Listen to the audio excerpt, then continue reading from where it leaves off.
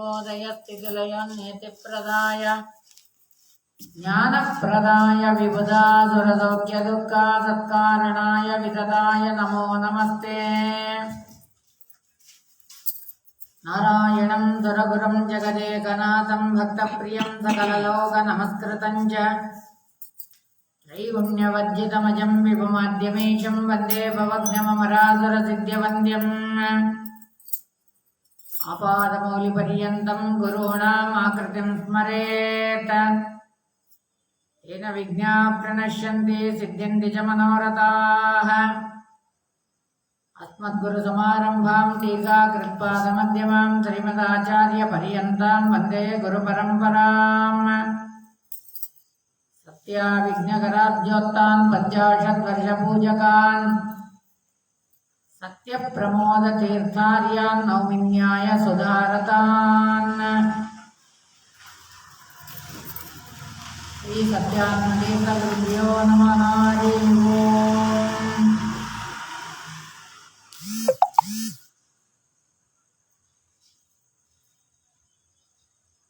ఆచార్యుల వారు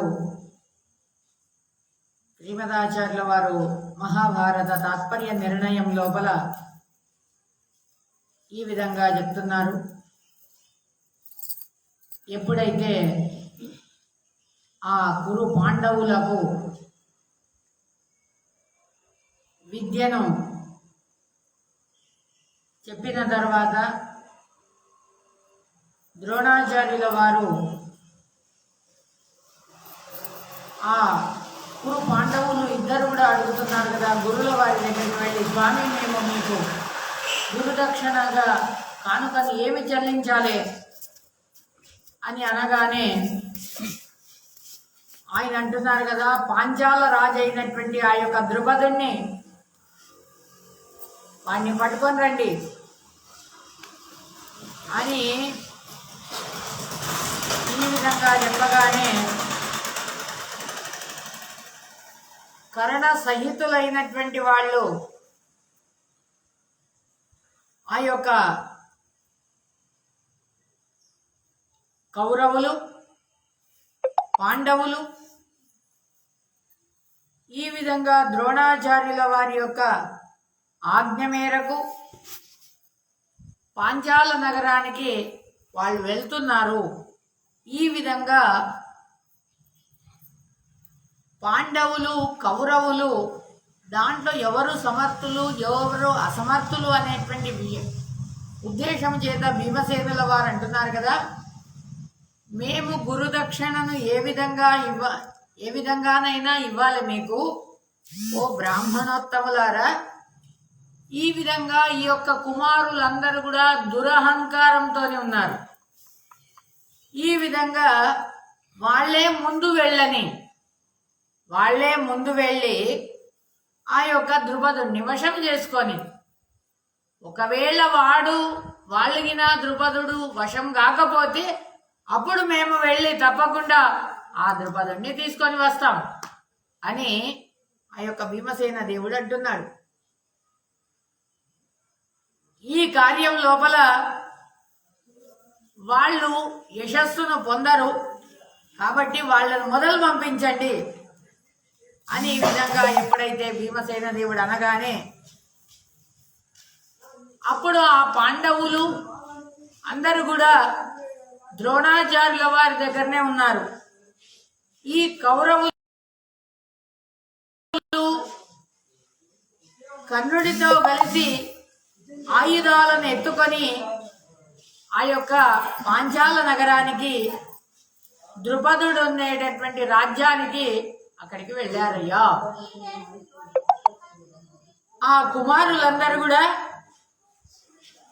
ఎందుకు వెళ్ళారు అని అంటే ఆ ద్రుపదుడిని తీసుకొని రావాలి అనేటువంటి ఉద్దేశంగా అక్కడికి వెళ్ళారు. దాన్ని చూసి ద్రుపదుడు 3 అక్షోహిణి సైన్యాన్ని తీసుకున్నాడు. 3 అక్షోహిణి సైన్య సమేతంగా తాను అక్కడి నుండి బయటకు వచ్చాడు. తన ఇంటి నుండి బయటకు వచ్చి చూస్తున్నాడు. ఈ విధంగా అక్కడ కుమారులందరూ కూడా వస్తున్నారు. ఆ పాంచాలుల యొక్క కుమారులు వాళ్ళందరూ కూడా అక్కడ ఆ స్త్రీలు మొదలైనటువంటి వాళ్ళందరూ కూడా అక్కడికి వీక్షించడానికి వస్తున్నారు.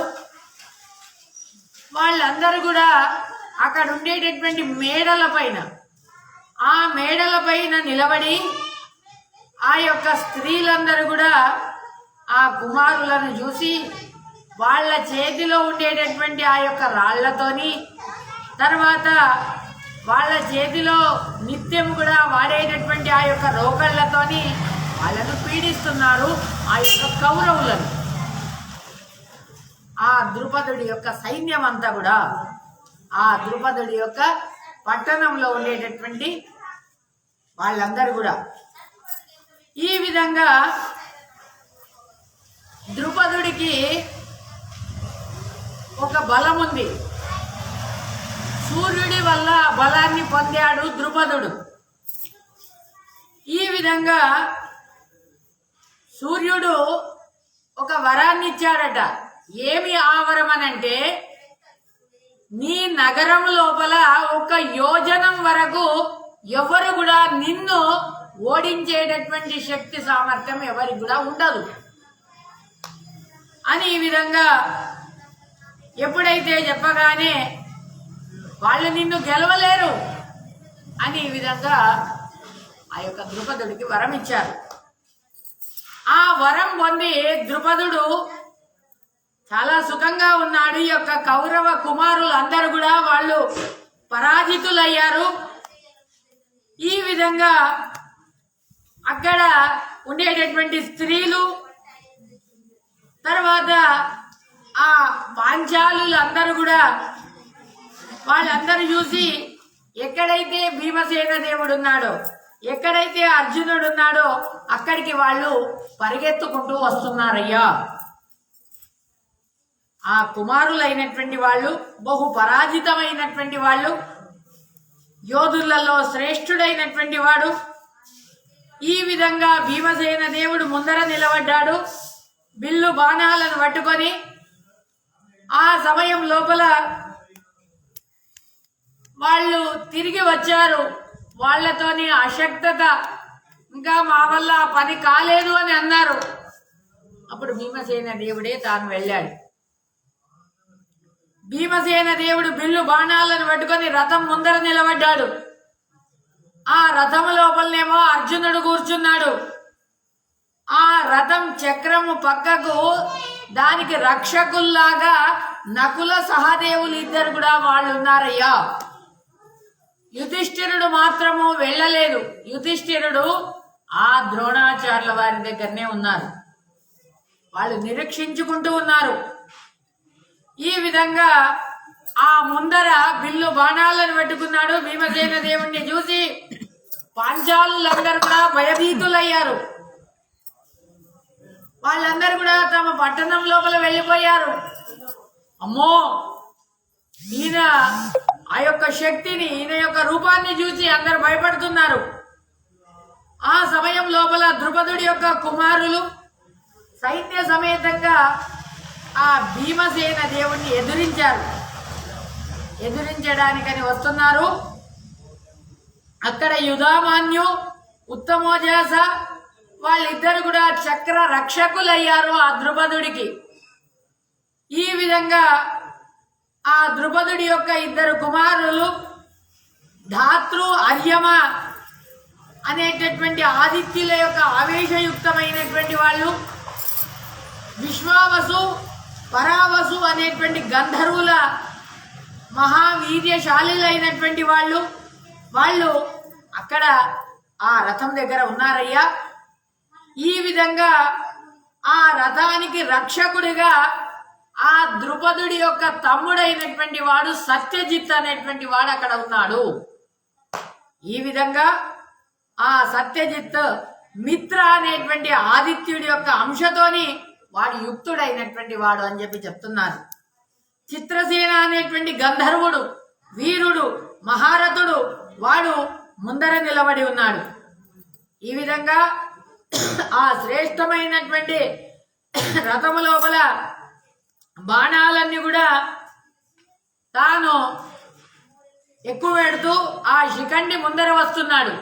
శిఖండి కూడా ద్రుపదుడి యొక్క కొడుకే. ఈ విధంగా ఆ శిఖండి కూడా ముందర వస్తున్నాడయ్యా. ఈ విధంగా శిఖండి తర్వాత జన్మేజయుడు అనేకమైనటువంటి బాణాలను వేస్తున్నారు. చిత్రరథ అనేటువంటి గంధర్వుడు, త్వష్ట్రు అనేటువంటి ఆదిత్యుడి యొక్క ఆవేశంతో ఉండేటటువంటి వాడు. ఈ యొక్క భీమసేన దేవుడు ఆ యొక్క శిఖండి జన్మేజయుల యొక్క రథాలను ఒక్కసారి విరిచేశాడట. తన యొక్క శక్తి సామర్థ్యము చేత బిల్లు బాణాలను ఒక్కసారి విరిచేశాడు. కవచాలను భేదించాడు.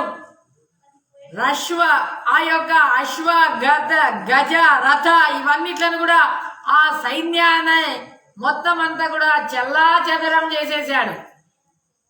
ఈ విధంగా తర్వాత ఆ యుధామాన్యు ఉత్తమోజస అనేటటువంటి వాళ్ళు ఆ యొక్క భీముడి పైన ఆ యొక్క బాణాల యొక్క వర్షాన్ని కురిపిస్తున్నారు. దాన్ని ఆ భీమసేన దేవుడు రథరహితంగా చేశాడు. వాళ్లకు రథము లేకుండా చేశాడు. చేసి వాళ్లను నిరాయుధులుగా చేశాడు భీమసేన దేవుడు. ఈ విధంగా తనకు ఏది దొరుకుతుందో దాంతో యుద్ధం చేస్తున్నాడు భీమసేన దేవుడు. ఆ ద్రుపదుణ్ణి పట్టుకోవాలి అని అనుకున్నాడు. ఆ ద్రుపదుణ్ణి పట్టుకోవాలి, గురుదక్షిణగా కానుకగా ఇవ్వాలి అని అనుకున్నాడు. కానీ అది నేనే ఇస్తే బాగుండదు, ఇది ఆ కీర్తి అర్జునుడికి రావాలి అనేటువంటి ఉద్దేశము చేత అర్జునుడు గెలవాలి. అర్జునుడు గెలిస్తే ఆ కర్ణుడికి మానభంగం అవుతుంది. కాబట్టి ఆ కర్ణుడికి ఇది జరగాలి. కాబట్టి ఇది అర్జునుడి కొరకు వదిలేస్తాను ఆ ద్రుపదుణ్ణి అని భీమసేన దేవుడు అలాగే ఉన్నాడట. లేకుంటే భీమసేన దేవుడే ఆ ద్రుపదుణ్ణి పట్టుకొని వచ్చేసి తన రథానికి కట్టేసేటటువంటి వాడు. కానీ కట్టేలే. ఈ విధంగా అర్జునుడు తన పైన అనేకమైనటువంటి బాణాలను వేస్తున్నాడు. ద్రుపదుడు తాను రథం లోపల కూర్చొని ఉన్నాడు. ఆ సమయం లోపల ఒక్కసారి అర్జునుడు ఆ ద్రుపదుడు ఏ రథంలోనైతే కూర్చున్నాడో ఆ రథం పైన ఒక్కసారి దుంకాడట. గరుడ పక్షి ఏ విధంగానైతే ఆ ఆకాశ మార్గం లోపల కమార్గం లోపల వస్తుందో అదే విధంగా వచ్చాడట. ఈ విధంగా అర్జునుడు ఆ యొక్క బిల్లు బాణాలను ఒక్క క్షణం లోపల దాన్ని నాశనం చేశాడు. వాడిని పట్టుకున్నాడు ఆ ద్రుపదుడిని. ఆ యొక్క సింహము ఏ విధంగానైతే జింకను పట్టుకుంటుందో అదే విధంగా అర్జునుడు ఆ యొక్క ద్రుపదుడిని పట్టుకున్నాడయ్యా. పట్టుకొని ఏం చేశాడు, తన రథం పైకి అక్కడి నుండి తన రథం పైకి ఒక్కసారి దుంకాడట. వాడిని పట్టుకొని ద్రుపదుడిని పట్టుకొని బహు కోపముతోని ఈ విధంగా సైన్యం అంతా కూడా అర్జునుడికి చుట్టూ వెళ్ళారు. ఈ విధంగా ఆ సమయం లోపల భీమసేన దేవుడు ఆ యొక్క సైన్యాన్ని వాళ్ళ యొక్క ఏదైతే ఆ బాణాలను వేస్తున్నారో ఆ బాణాలను అన్నిట్లను కూడా సంహారం చేసేసాడు భీమసేన దేవుడు. తర్వాత ఆ ద్రుపదుడి యొక్క తమ్ముడైనటువంటి సత్యజిత్ అనేటువంటి వాడు బహు బాణాలను అర్జునుడి పైన వేశాడయ్యా. అర్జునుడు ఒక్క క్షణం లోపల వాటిని అన్నిట్లను కూడా నాశనం చేసి రథరహితుడిలాగా చేశాడు. ఈ విధంగా భీమసేన దేవుడు ఆ సైన్యాన్ని చంపాలి అని అనుకున్నాడు. ఆ చంపాలి అని అనుకునేటప్పుడు అర్జునుడు అంటున్నాడు కదా, ఓ వీరుడా, ఈ విధంగా చెయ్యకు, ఈ రాజ్య సైన్యాన్ని పూర్తిగా నువ్వు సంహారం చెయ్యకు. ఈ ద్రుపదుడు ధార్మికుడైనటువంటి వాడు, అంతేకాదు మన తండ్రి యొక్క స్నేహితుడు. మన తండ్రి ఎవరు? పాండురాజు. పాండురాజుకు ఈయన స్నేహితుడు. కాబట్టి మనకు ఈయనతోని వివాహ సంబంధం అనేటువంటిది యోగ్యమైనటువంటిది ముందర. కాబట్టి ఈ విధంగా మనము మన గురువుల వారు ఏం చెప్పారు, ఈయనను పట్టుకొని రండి అని చెప్పారు. కాబట్టి ఈయనను మాత్రం నువ్వు ఆ సైన్యాన్ని చంపకు, ఈయననేం పీడించకు అని ఎప్పుడైతే అర్జునుడు చెప్పగానే భీమసేన దేవుడు అలాగే కాని తమ్మ అని అన్నాడు. ఈ విధంగా ఊరుకున్నాడు. తర్వాత అక్కడికి వెళ్ళి వెళ్తున్నారయ్యా. ఆ భీమసేన దేవుడి యొక్క బాహుబలాన్ని చూసి ఆ ద్రుపదుడి సైన్యం అంతా కూడా భయముతోని అందరు కూడా పలాయనం చెందినారు, వెళ్ళిపోయినారు అక్కడికి వెళ్ళి. ఈ విధంగా అర్జునుడు అక్కడికి వెళ్ళి ద్రోణాచార్యుల వారి దగ్గరికి ఆ యొక్క ద్రుపదుడిని తీసుకొని వెళ్ళి నిలబెట్టాడు. ఎప్పుడైతే ద్రోణాచార్యుల వారు ఆ ద్రుపదుడిని చూసి అప్పుడు అంటున్నాడు కదా, చూడు నీకు నాకు సఖ్యం ఉందా ఇప్పటికైనా చెప్పు. నువ్వు అప్పుడు ఏమన్నావు, నీకు నాకు సఖ్యం ఎక్కడిది, నువ్వు ఒక దరిద్రుడివి, నేను రాజునని అన్నావే. కాబట్టి ఈ విధంగా అప్పుడు ఆ ద్రోణాచార్యుల వారు అంటున్నారు కదా, నీకు నాకు శాశ్వతమైనటువంటి సఖ్యం కావాలి, స్నేహం కావాలి, నేను అదే కోరుకుంటున్నాను. ఈ విధంగా ఎందుకొరకంటే నువ్వు నా తండ్రి అయినటువంటి భరద్వాజుల దగ్గర ఎప్పుడైతే ఆ విద్యను అభ్యసించేటప్పుడు నువ్వు ప్రతిజ్ఞాన చేశావు, నాకు ఎప్పుడైతే రాజ్యము దొరుకుతుందో, రాజ్యము దొరికిన తర్వాత నువ్వు నేను ఇద్దరం కలిసి ఆ రాజ్యాన్ని భోగిద్దామని చెప్పినావు. కాబట్టి ఇప్పుడు ఆ మాట సత్యమవుతున్నది, నా శిష్యుల ద్వారా నిన్ను చెరబట్టినానని అంటాడు. ఈ విధంగా రాజ్యము లేనటువంటి వాడు ఈ విధంగా రాజు కాలేడు కదా, రాజ్యం లేనటువంటి వాడితోని ఏ విధంగా సఖ్యము అని అన్నావే, అది ధర్మము కాదని అన్నావే. కాబట్టి ఈ విధంగా నా శిష్యుల ద్వారా ఈ యొక్క పనిని చేయించాను. ఈ రాజ్యం ఎంతైతే ఉందో, ఈ గంగా తీరం లోపల దక్షిణానికి ఉండేటటువంటి రాజ్యము ఇది నీది, ఉత్తర తీరంలో ఉండేటటువంటి యొక్క రాజ్యం అంతా కూడా ఇది నాది అని ఆ ద్రోణాచార్యుల వారు చెప్తున్నారు. దీనికి నీ అనుమతి ఉంటే ఉండని, లేకుంటే నా శిష్యులు ఏం శిక్ష ఇస్తారో తెలుసుకో అనగానే చిరకాలం వరకు నీ యొక్క సత్యము ఉండాలి అని ద్రోణాచార్యుల వారు అనగానే ద్రుపదుడిని బంధముక్తుడి చేయండి అని అన్నారు ద్రోణాచార్యుల వారు. ఈ విధంగా బంధముక్తుడి చేసి సగం రాజ్యం, ఆ గంగాకు దక్షిణ తీరంలో ఉండేటటువంటి రాజ్యాన్ని అంతా కూడా వానికి అప్పగించారు. ఉత్తర భాగంలో ఉండేటటువంటి రాజ్యాన్ని అంతా కూడా తాను స్వీకరించాడు. నేను రాజు, రాజు రాజు అయినప్పుడు స్నేహం ఉండాలి అని అంటున్నాడు అప్పుడు ద్రోణాచార్యుల వారు. ఈ విధంగా ఎప్పుడైతే ఆయనను బంధ విముక్తుడిగా చేసిన తర్వాత అప్పుడు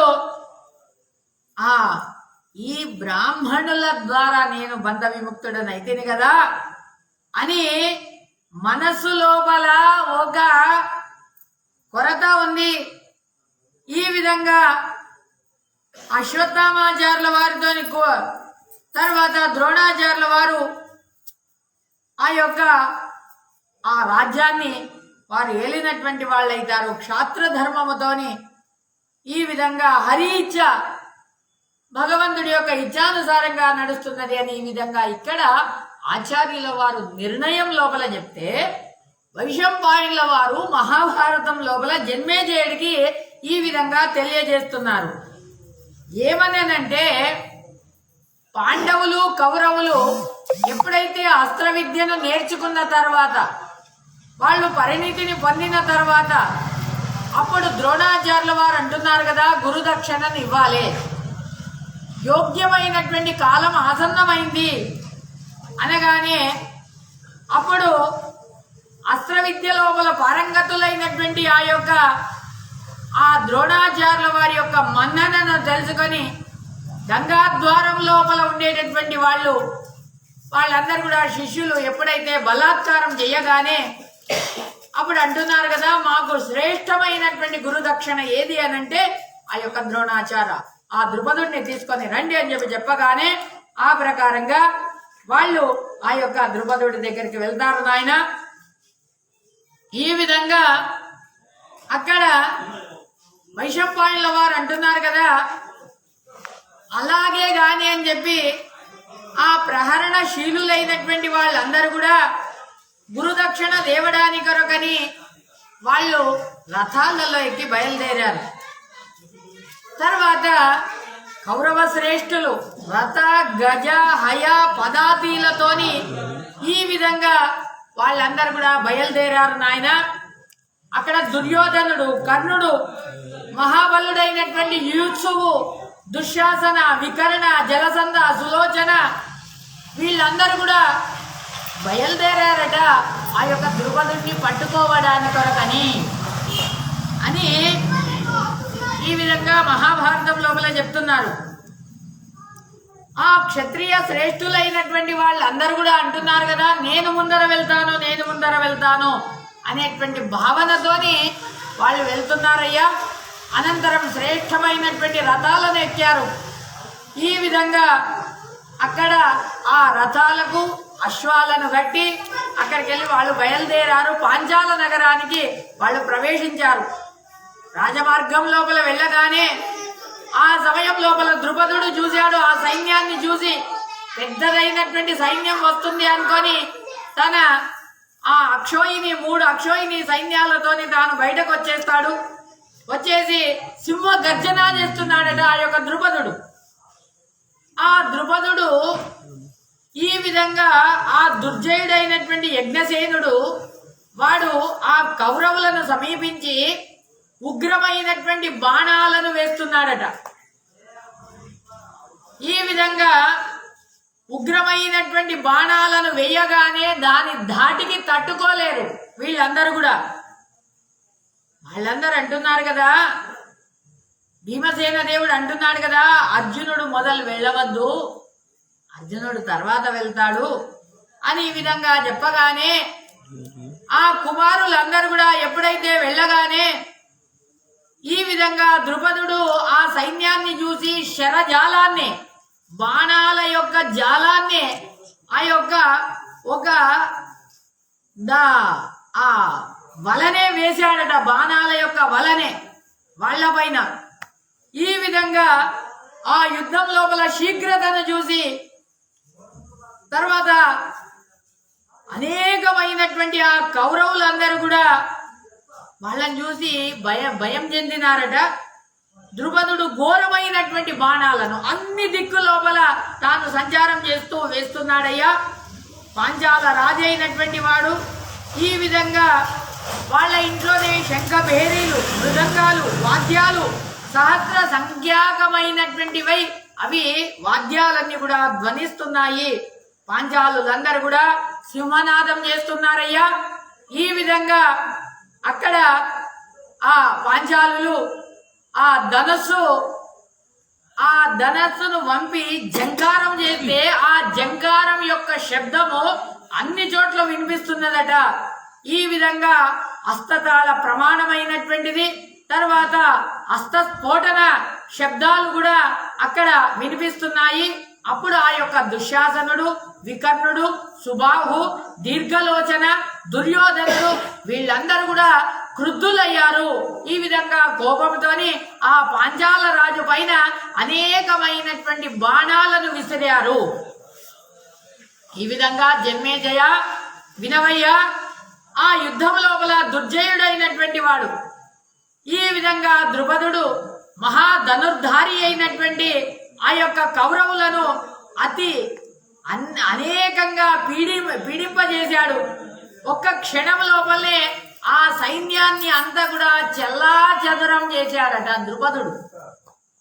ఈ విధంగా ఆ ద్రుపదుడు ఆ యొక్క దుర్యోధనుడిని, వికర్ణుడిని, కర్ణుడిని తర్వాత వీరులను అందరినీ కూడా బాణాలతోని వాళ్లను పీడింపజేశాడు. ద్రుపదుడు ఆ కౌరవుల సమీపానికి వెళ్ళి ఆ యొక్క బాణాల వర్షాన్ని, బాణాల యొక్క ఆ వర్షం కురుస్తున్నదా, బాణాల యొక్క మేఘాల ఇవి అన్నట్టు ఉన్నాయి.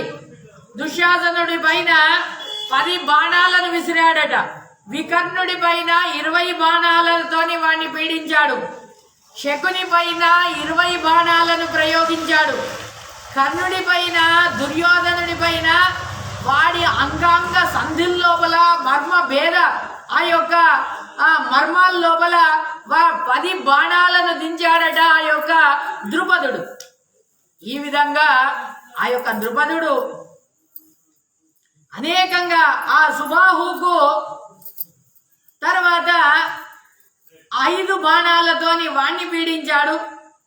ఆ బలవత్తరమైనటువంటి సింహనాదం చేస్తున్నాడయ్యా ఆ యొక్క ద్రుపదుడు. శస్త్రధారి అయినటువంటి వాడు, శ్రేష్ఠుడైనటువంటి వాడు, పాంచాల రాజు అయినటువంటి వాడు ఆ యొక్క ద్రుపదుడు కోపంతోని గర్జించి ఆ కౌరవుల యొక్క ధనస్సులను, రథాలను, అశ్వఛత్ర ధ్వజాలను అన్నిట్లను కూడా ఒక్కసారి కత్తిరింపజేశాడు. ఈ విధంగా ఆ పాంచాలులందరూ కూడా ఒక్కసారి ఎప్పుడైతే సింహం వస్తే ఆ జింకలన్నీ కూడా ఏ విధంగానైతే పరిగెత్తుతాయో ఆ విధంగా ద్రుపదుడు రాగానే కౌరవ సైన్యం అంతా కూడా పరిగెత్తుతుందయ్యా.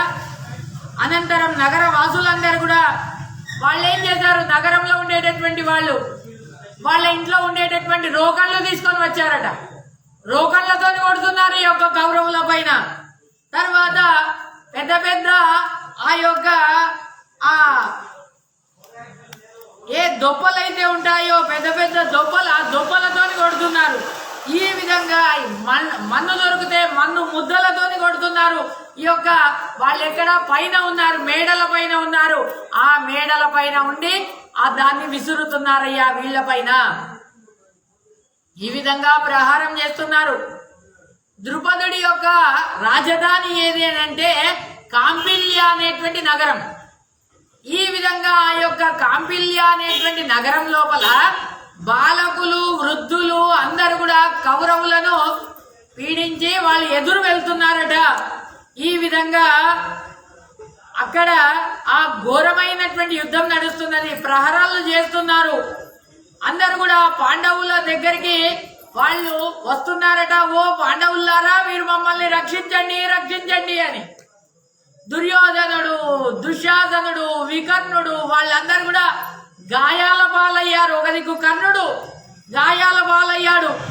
కర్ణుడు ఆ యొక్క కర్ణుడిని ద్రుపదుడు అనేక బాణాలతోని గాయపరచగానే రథం నుండి దుంకి అక్కడికి వెళ్ళి తాను పలాయనం చేశాడట కర్ణుడు. ఈ విధంగా అక్కడికి వెళ్ళి రోమాంచకరమైనటువంటి యొక్క యుద్ధం. వాళ్ళందరూ కూడా ద్రోణాచార్యుల వారి దగ్గరికి వచ్చారు. స్వామి, మా వల్ల చేత కాదు ఆ ద్రుపదుడిని తేవడానికి అని అన్నారు. ఓ జన్మేజయ, వినవయ్యా, యుధిష్ఠిరుడిని అంటున్నారు కదా, నువ్వు యుద్ధం చేయకు, నువ్వు ఇలాగే ఉండని అన్నాడు అర్జునుడు. ఈ విధంగా అర్జునుడు రథాన్ని ఎక్కాడు. నకులుడు, సహదేవుడు ఇద్దరు కూడా ఆ చక్రానికి రక్షకులై ఉన్నారట. రథ చక్రానికి రక్షకులై. భీమసేన దేవుడు గదా పట్టుకొని ఆ యొక్క రథం ముందర ఉన్నాడు. తాను వెళ్తున్నాడయ్యా అప్పుడు ఆ యొక్క రథం. ఈ విధంగా అన్న తమ్ములతో సమేతంగా ఆ అర్జునుడు శంఖధ్వనిని చేసి రథఘోషతోని అక్కడ ఎప్పుడైతే వేగంగా వస్తుందేటటువంటి దాన్ని చూసి పాంచాలులు అందరూ కూడా భయపడ్డారట. ఈ భీమసేన దేవుని చూసి వీడు దండపాణి లెక్క ఉన్నాడే, వీడు యముళ్లాగా ఉన్నాడే అని అనుకుంటున్నారట. ఈ విధంగా ఆ పాంచాలులందరూ కూడా సముద్రము ఘోషలాగా ఒక్కసారి పెద్దదైనటువంటి సైన్యం ఒక్కసారి ఆ సాగరం లోపల మొసలి ప్రవేశిస్తే ఏ విధంగానైతే ఉంటుందో ఆ విధంగా ఆ పెద్దదైనటువంటి ద్రుపదుడి యొక్క సైన్యం లోపల భీమసేనులు అనేటువంటి మొసలి ప్రవేశించిందయ్యా. ఈ విధంగా ఆ గదతోని అందరినీ కూడా అక్కడ పీడిస్తున్నాడయ్యా. అక్కడ పెద్ద పెద్ద ఏనుగులు, పర్వతంలాగా ఉండేటటువంటి ఏనుగులు, ఆ ఏనుగుల యొక్క మస్తకానికి కొడుతున్నాడు ఆ యొక్క గదతోని. యుద్ధం లోపల కుశలుడైనటువంటి వాడు తర్వాత బాహుబలం కలిగినటువంటి వాడు ఆ కుంతీపుత్రుడైనటువంటి ఆ యొక్క భీమసేన దేవుడు ఆ మృత్యు రూపాన్ని చూపెట్టి తర్వాత అక్కడ ఆ గదతోని అక్కడ ఉండేటటువంటి ఏనుగులను అందరినీ కూడా ఆ ఏనుగులను అన్నిట్లను కూడా ఆ యొక్క ఆ సంయమని పట్టణానికి పంపించాడయ్యా. ఈ విధంగా అవి ఎలా ఉన్నాయంటే పర్వతంలాగా ఉన్నాయట. ఆ విధమైనటువంటి ఏనుగులను అన్నిట్లను కూడా ఆ యొక్క సంయమని పట్టణానికి పంపించాడు. ఈ విధంగా భీమసేన దేవుడు గదాప్రహారం లోపల తనకు సరిసాటి ఎవరు లేరు అని ఈ విధంగా చూపెట్టాడు. రక్త ప్రవాహం జరుగుతున్నది ఎక్కడ? ఈ విధంగా వజ్రాయుధముతోని ప్రహారం చేసినట్టు అనిపిస్తుందట ఆ భీమసేన దేవుడి యొక్క గదాస్ఫోటం. ఈ విధంగా అక్కడ ఎవరైతే ఆ ఆవులను కాసేటోళ్ళు బర్రెలను కాసేటోళ్ళు వాళ్ళు ఆ యొక్క వాళ్ళ దగ్గర ఉండేటటువంటి ఏదైతే కర్రలు ఉంటాయో ఆ కర్రలను పట్టుకొని రాగానే భీమసేన దేవుణ్ణి చూడగానే వాళ్ళందరూ పలాయనం చేశారట. రథాలు గజాలు అశ్వాలు అవన్నీ కూడా ఒక్కసారి నాశనమైపోయినాయి నాయన. అర్జునుడు ఈ విధంగా అర్జునుడి యొక్క అన్న అయినటువంటి వృకోదరుడు అక్కడ ఉండేటటువంటి పదాతీలను నగరవాసీలను వాళ్ళని ఎవరిని కూడా చంపలే. వాళ్ళను చెల్లా చెదరం చేసేసినాడు. అక్కడికి వెళ్ళి వాళ్ళని పరిగెత్తింపజేశాడు. అక్కడికి వెళ్ళి ఆ అర్జునుడు ఏం చేశాడంటే ద్రోణాచార్యుల వారికి ఏదైతే మాటనిచ్చాడో ఆ మాట ప్రకారంగా ద్రుపదుడు ఎక్కడ ఉంటాడో చూద్దామని అన్నాడు. ఆ ద్రుపదుడి పైన శరజాలాన్నే ఒక్కసారి విసిరారు. ఈ విధంగా అక్కడ గజ సమూహము రథ సమూహము ఈ విధంగా అన్ని కూడా నేల కొరికినాయన. ఈ విధంగా ఆ పార్థుడి యొక్క ప్రహారంకు ఈ విధంగా పాంచాలులందరూ కూడా సృంజేయులందరూ కూడా దాన్ని చూస్తున్నారు. ఈ విధంగా ఇదేమి యుద్ధం అని అనుకున్నారు. సింహ గర్జన చేస్తున్నారు. అర్జునుడితో యుద్ధం చేస్తున్నారు. వాళ్ళందరూ కూడా ఈ యుద్ధము మహాఘోరమైనటువంటి యుద్ధం లాగా అత్యద్భుతం లాగా ఉందే అని అనుకున్నారు. పాంచాలులందరూ కూడా సింహనాదం చేస్తున్నారు. ఈ విధంగా అర్జునుడు వాళ్ళు సింహనాదం చేయగానే అర్జునుడు దాన్ని సహించలే. ఆ కిరీటధారి అయినటువంటి ఆ యొక్క పాంచాలుడు ఆ యొక్క అర్జునుడు ఆ యొక్క పాంచాల రాజును శరజాలముతోనే బాణాలతోనే వాణ్ణి కప్పేశాడు. అనేకమైనటువంటి బాణాలను వేసి వాణ్ణి కప్పేశాడు. ఈ విధంగా వేగశాలి అయినటువంటి అర్జునుడు తాను పత్రలికా నుండి బాణాన్ని ఎప్పుడు తీస్తున్నాడు, ఎప్పుడు సంధిస్తున్నాడు, ఎప్పుడు వేస్తున్నాడు అనేటువంటిది తెలుస్తూనే లేదు. క్షణం లోపల వెళ్తున్నది. ఈ విధంగా అవకాశమే దొరకట్లేదట వానికి, ఎదుటి వాడిపైన వేయడానికి. ఈ విధంగా అర్జునుడు బాణ ప్రయోగం ఆ విధంగా చేస్తున్నాడు. ఆ భూమిపైన గాని అంతరిక్షం లోపల గాని ఏమి కూడా విదిక్కులు ఏమి కూడా కనిపిస్తలేవు. ఈ విధంగా గాంధీవ ధనస్సును పొందినటువంటి వాడు బలిష్ఠుడైనటువంటి వాడు అంధకారాన్ని సృష్టిస్తూ ఉన్నాడు. సాధు సాధు సాధు అని అందరు కూడా గట్టిగా అరుస్తున్నారయ్యా, అట్టహాసం చేస్తున్నారు. ఈ విధంగా శంఖ ధ్వనులన్నీ కూడా మోగిస్తున్నారు, సింహనాదం చేస్తున్నారు. పాంచాల రాజు అయినటువంటి ఆ యొక్క ద్రుపదుడు తన తమ్ముడైనటువంటి సత్యజిత్ వాడితోని ఈ విధంగా ఆ మహేంద్రుడు ఏ విధంగానైతే దావించి వస్తాడో ఆ విధంగా ఆ ద్రుపదుడి పైకి అర్జునుడు ఒక్కసారి దావించి వచ్చాడయ్యా. శీఘ్రంగా వచ్చాడు. వచ్చేసి అర్జునుడు పెద్దదైనటువంటి ఆ యొక్క శరజాలముతోని ఆ ద్రుపదుడిని కప్పేశాడు. కప్పేసి ఆలాల శబ్దం అనేటువంటిది వినిపిస్తుంది. మహాసింహము ఏ విధంగానైతే గజరాజును పట్టుకున్నప్పుడు అది గర్జన చేస్తుందో ఆ విధమైనటువంటి గర్జన వస్తున్నది. అక్కడ పరాక్రముడైనటువంటి ఆ యొక్క సత్యజిత్ దాన్ని చూస్తున్నాడు. అన్నను రక్షించాలి అని అర్జునుడికి ఎదురుగా వెళ్ళినాడట.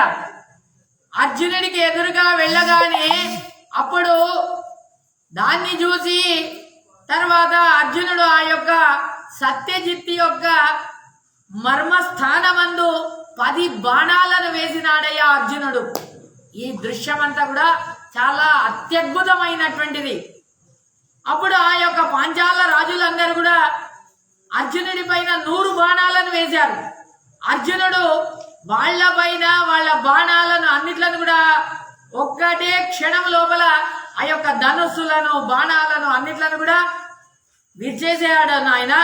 తర్వాత సత్యజిత్ యొక్క ధనస్సును కత్తిరింపజేశాడు. తర్వాత ఆ ద్రుపదుడు ఎక్కడైతే ఉన్నాడో ఆ రథం దగ్గరికి వెళ్ళాడు.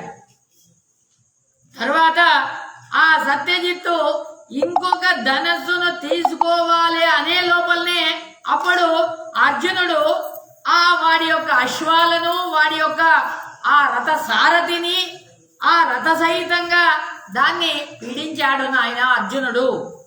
యుద్ధం లోపల సత్యజిత్ వాడికి ఇంకా అస్త్రాలు లేవు, శస్త్రాలు లేవు, ఏమీ లేవు. ఈ విధంగా అప్పుడు భయపడుతున్నాడు. గుర్రాలు లేవు, ధ్వజము లేదు, ఏమీ లేదు, సారథి లేదు. ఏం చేయాలని అనుకున్నాడు. ఈ విధంగా విముఖుడయ్యాడు యుద్ధం నుండి. ఎప్పుడైతే సత్యజిత్ విముఖుడు కాగానే మహావేగముతోని అర్జునుడు ద్రుపదుడు ఎక్కడైతే ఉన్నాడో అక్కడి వరకు వెళ్ళాడయ్యా.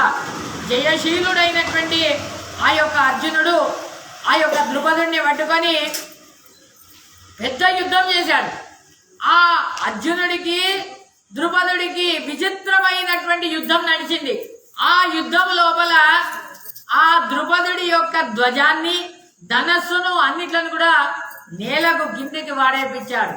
ఈ విధంగా వాడి యొక్క రథము వాడి యొక్క ఆ సారథి అవన్నిట్లను కూడా 5 బాణాలతోని అర్జునుడు దాన్ని పీడించాడు. ఈ విధంగా తర్వాత ఖడ్గాన్ని పట్టుకున్నాడు అర్జునుడు. ఖడ్గాన్ని పట్టుకొని సింహనాదం చేస్తున్నాడయ్యా. సింహనాదం చేసి ఏమి భయం లేదు అర్జునుడికి. భయం లేకుండా ఆ పాంచాల రాజుగారు ఎక్కడైతే ఏ రథంలోనైతే కూర్చున్నాడో ఆ రథం పైకి ఒక్కసారి గంతు వేశాడు దానిపైకి. ఈ విధంగా పాంచాల రాజు నలుదిక్కులు చూస్తున్నారు. ఎక్కడికి వెళ్ళాలని చూస్తున్నారు. అర్జునుడు వచ్చాడు. ఒక్కసారి ఆ ద్రుపదుడిని పట్టుకున్నాడు. పట్టుకొని తన రథం ఎక్కడైతే ఉందో ఆ రథం దగ్గరికి మళ్ళీ అక్కడికి వెళ్ళి దుంకాడు నాయన. తర్వాత ఆ యొక్క ఆ అర్జునుడు అంటున్నాడు కదా, ఈ భీమసేన దేవుడు అన్నాడు కదా, ఏమి ఈ సైన్యాన్ని మొత్తం స్వాహా చేద్దాం అనగానే వద్దు, వీడితోని సంబంధం ఉంది కాబట్టి వీడి సైన్యాన్ని మాత్రం నాశనం చేయకు.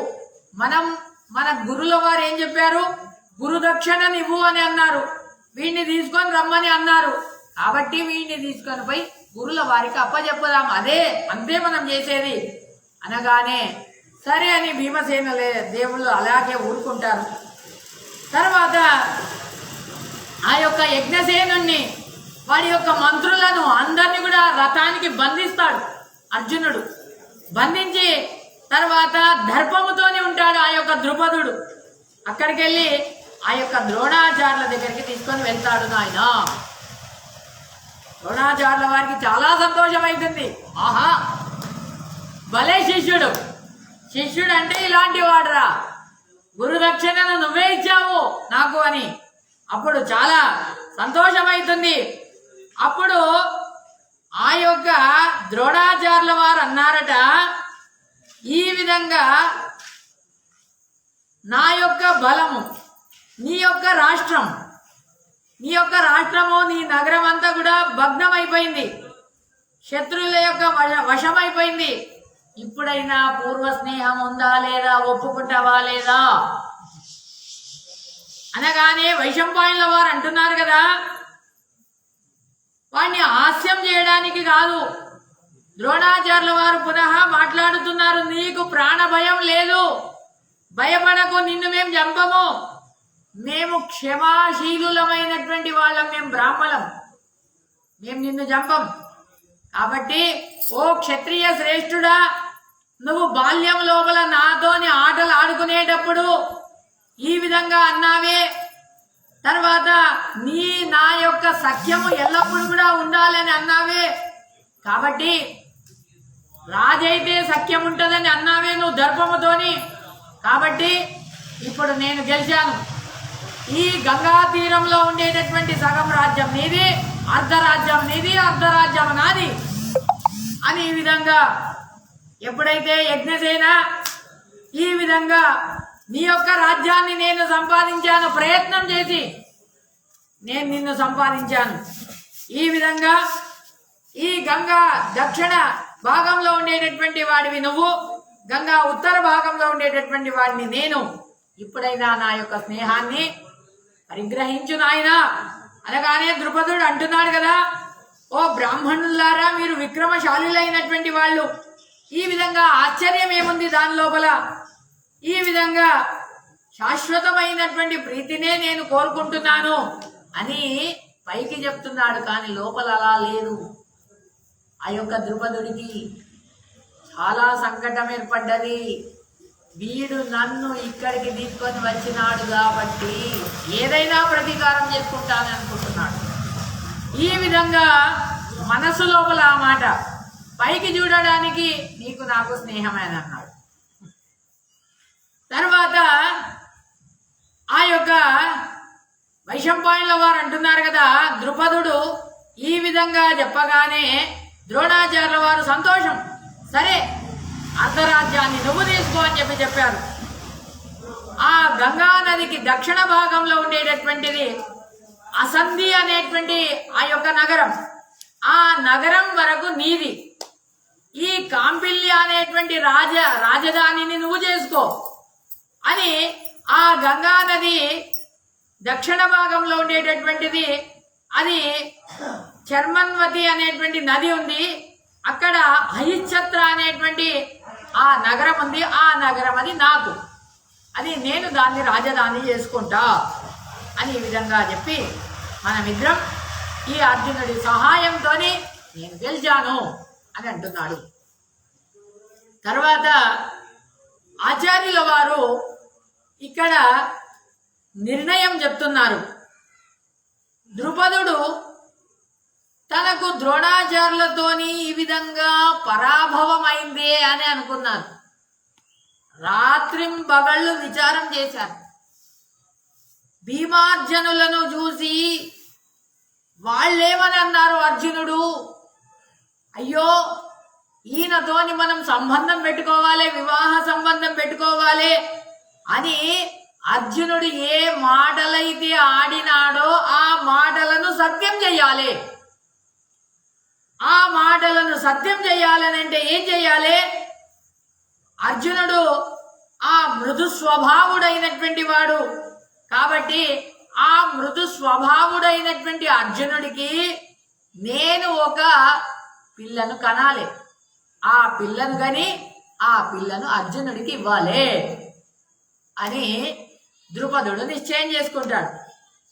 ఈ విధంగా ఒకటి ఇది అర్జునుడికి ఇవ్వాలి, ఇంకొకటి ఏమనంటే నాకు ఎల్లప్పుడూ కూడా నన్ను పరాభవం చేసినటువంటి ఏ ద్రోణాచార్యులైతే ఉన్నారో ఆ ద్రోణాచార్యులను చంపేటటువంటి కొడుకు నాకు పుట్టాలి అని ఆ ద్రుపదుడు ఈ విధంగా యాజ ఉపయాజులు అనేటువంటి బ్రాహ్మణులను ఆశ్రయిస్తాడు. యాజ ఉపయాజులు అనేటువంటి బ్రాహ్మణులను ఆశ్రయించి వాళ్లకు 10 కోట్ల గోదానాన్ని చేస్తాడు. 1 కాదు 2 కాదు 10 కోట్ల గోదానం చేసి వాళ్లతో ఇష్టి చేపిస్తాడు.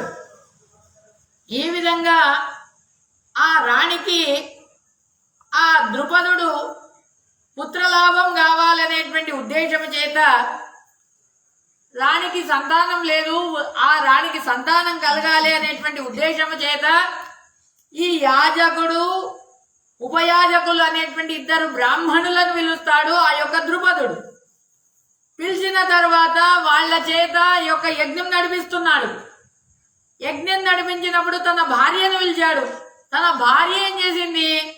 ఆమె అలంకారం చేసుకుంటున్నదట, సింగారం చేసుకుంటున్నది. ఆమె అహంకారం చేత కొంచెం ఆగ్గదా అని అన్నదట భర్తను. కొంచెం ఆగ్గదా అనగానే ఈ బ్రాహ్మణులు ఏమంటున్నారు కదా, ఈ రాణితోనేం పని అని ఆ బ్రాహ్మణులు ఏం చేశారైతే ద్రుపదుడు ఏదైతే పుత్రోత్పత్తి కావాలి, తన భార్య ఎందుకు కావాలి అని అనుకున్నారో అదే ఆవిస్సును అగ్ని లోపల వేశారు ఆ యొక్క బ్రాహ్మణులు.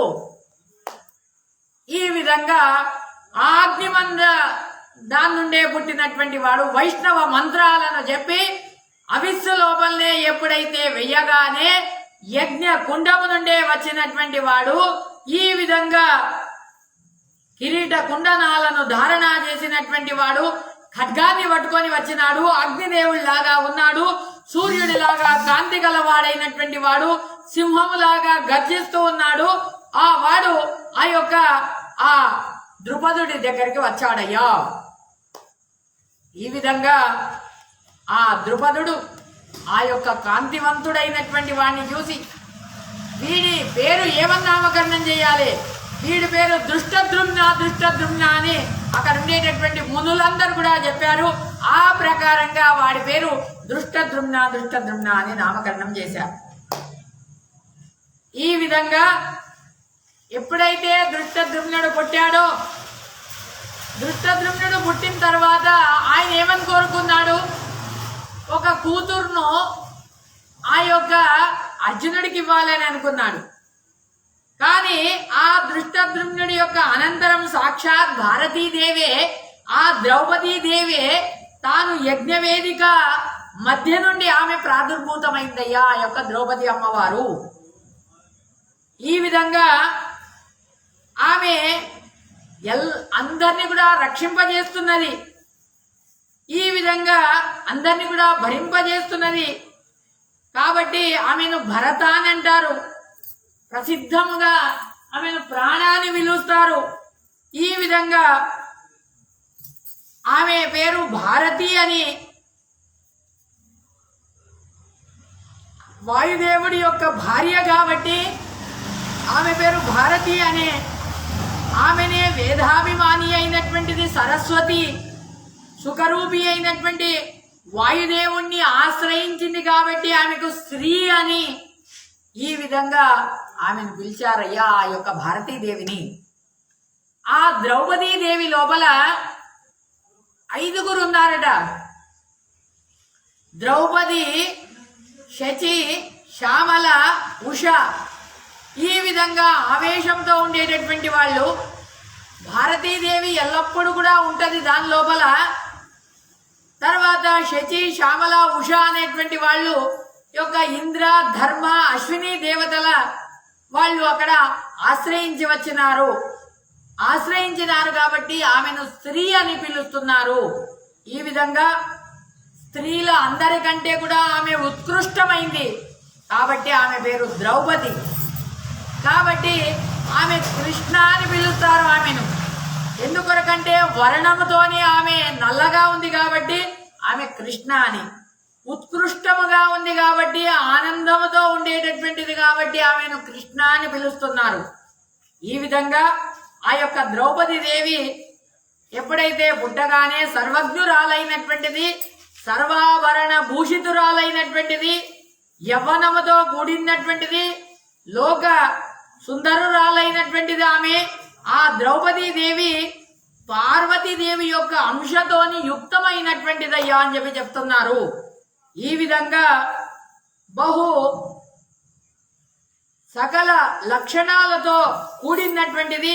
ఈ విధంగా పార్వతీదేవి తర్వాత శచి మొదలైనటువంటి దేవతలు అందరూ కూడా ఒకసారి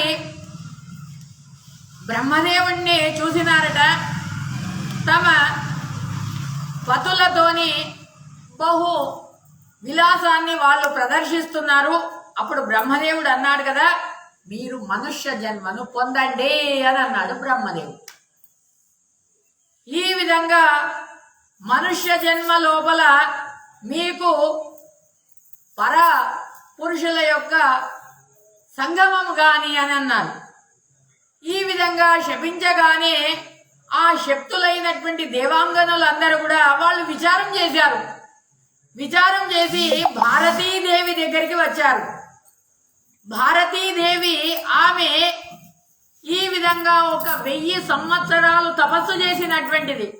ఈ విధంగా ఆమె దగ్గరికి వచ్చి ఈ విధంగా అంటున్నారు, ఓ దేవి, మేమందరం కూడా మాకు మనుష్య జన్మ వచ్చేది, కాబట్టి మాకు పరపురుషుడి యొక్క సంగమం సర్వతా కూడదు.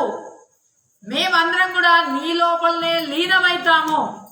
మాకు వాయుదేవుడి యొక్క స్పర్శ అయితే మాకేమి కాదు, కాబట్టి మేము నీ లోపల లీనమైతాము అనగానే ఆ సందర్భం లోపల వినోదానికైనా కానీ కూడా ఒకటే దేహం లోపల ఆ బ్రహ్మదేవుడు ఈ విధంగా తన యొక్క శాపం అనేటువంటిది అది వ్యర్థము కాదు, కాబట్టి నన్ను మీరు 3 సార్లు వంచన చేసినారు, కాబట్టి 3 సార్లు మీరు మనుష్య జన్మను పొందండి అని బ్రహ్మదేవుడు శాపం ఇచ్చాడు. ఈ విధంగా ఆ బ్రహ్మదేవుడి యొక్క 2 శాపాలు 4 జన్మలు ఈ విధంగా భూమి పైన సంభవిస్తున్నాయి. కాబట్టి ఈ విధంగా 4 జన్మల లోపల నీతోనే ఈ దేహం లోపల మేము జన్మిస్తాము, మళ్ళీ ఈ యొక్క పూర్వదేహాన్ని పొందుతాము అనగానే మాకు వాయువు కంటే వేరే వాళ్ళను మేము పొందలేము, వాయువు మాత్రమే మేము పొందడానికి అర్హులము. అదే హరి యొక్క నియమము, శ్రీహరి యొక్క నియమము అని ఈ విధంగా చెప్పగానే ఈ విధంగా మేము ఏకదేహులమైన ఒకటే దేహంలో ఉన్నా కానీ కూడా మేము నీ అందే వస్తామని ఈ విధంగా చెప్పగానే భారతీదేవి అన్నది సరే గానే సరే అని ఈ విధంగా భారతీదేవి, పార్వతి మొదలైనటువంటి వాళ్ళందరూ కూడా వాళ్ళు ఆ యొక్క ఒక బ్రాహ్మణుడి యొక్క కుమార్తె వాళ్ళు జన్మించారు. ఆ జన్మ లోపల పార్వతి మొదలైనటువంటి యొక్క 4 దేవతలు కూడా ఏకదేహులై వాళ్ళు శివుణ్ణి గురించి తపస్సు చేశారు. శివుణ్ణి గురించి తపస్సు చేయగానే ఆ దేహం లోపలనే భారతీదేవి వ్రతనిష్ఠులైనటువంటిది. తర్వాత శివుడి శరీరం లోపలనే అక్కడ హరిని ధ్యానం చేస్తున్నది ఆ యొక్క భారతీదేవి. భారతికి రుద్రదేహస్థుడైనటువంటి ఆ యొక్క ఆ హరి వరాన్ని ఇచ్చాడు. అన్ని జన్మల లోపల నీ పతే నీకు బహు తృప్తిని పొందుతావు, నీ పతి ద్వారానే నువ్వు తృప్తిని పొందుతావు అని అన్నాడు ఆ రుద్రాంతర్గతుడైనటువంటి సంకర్షణుడు. ఈ విధంగా ఆ వేరే దేవతలు ఎవరైతే ఉన్నారో ఆ శివుడు మనుష్య జన్మలపైకి ఈ విధంగా ఒక్కొక్కటి తమ పతి లోపల సమాగమం పొంది అప్పుడు వాళ్ళు వరాలను ఇచ్చినటువంటి వాళ్ళు అయినారు అని చెప్పగానే అప్పుడు ఆ దేవకన్యలైనటువంటి వాళ్ళు ఈ విధంగా ఆ విప్రకన్య శరీరాన్ని వదిలేసి ఏకదేహం లోపల వాళ్ళు ప్రవేశించి నలమహారాజు గారి యొక్క కుమార్తెలై వాళ్ళు జన్మించారు. తర్వాత అక్కడ ఏకదేహం లోపలనే ఇంద్రసేన అని ఈ విధంగా పేరుతో వాళ్ళు పిలువబడ్డారు. తర్వాత ముద్గల అనేటువంటి ఆ ఋషి ఆ ముని అక్కడ తపస్సు చేశాడు. ఆ ముద్గల అనేటువంటి ఋషి తపస్సు చేసినప్పుడు అప్పుడు బ్రహ్మ తన యొక్క కూతుర్ను మోహించినావు కాబట్టి ఆ యొక్క కథను చెప్తున్నారు ముద్గలకు. ఆ ముద్గల ఋషి బ్రహ్మదేవుణ్ణి చూసి ఇక్కడ చెప్పి తర్వాత ఈ విధంగా ఇంద్రసేన శరీరం లోపల భారతి శివుని అంతర్గతుడైనటువంటి ఆ యొక్క హరిని గురించి తపస్సు చేస్తుంది. తపస్సు చేసి ఆమె ఆ యొక్క ఫలాన్ని పొందుతుంది. తర్వాత పార్వతి మొదలైనటువంటి దేవతలందరూ కూడా శివుని గురించి తపస్సు చేస్తారు. తర్వాత హరి ఒక్కసారి ప్రత్యక్షమైతాడు. ఇది ఒకటే శరీరం లోపల 5 దేవతలు ఉంటారు అని ఈ విధంగా చెప్పి తర్వాత అది 5 సార్లు వినిపిస్తుంది.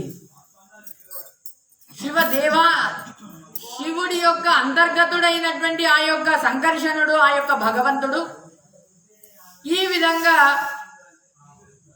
నీకు పతి ప్రాప్తమైతాడు అని ఈ విధంగా భారతీదేవికి చెప్తాడు.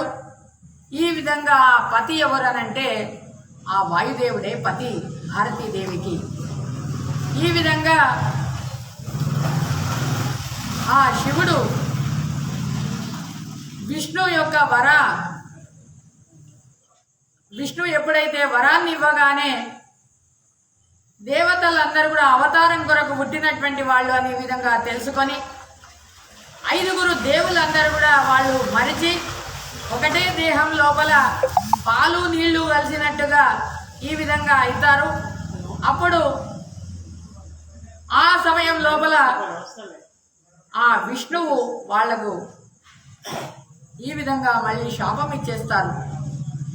ఈ విధంగా అక్కడ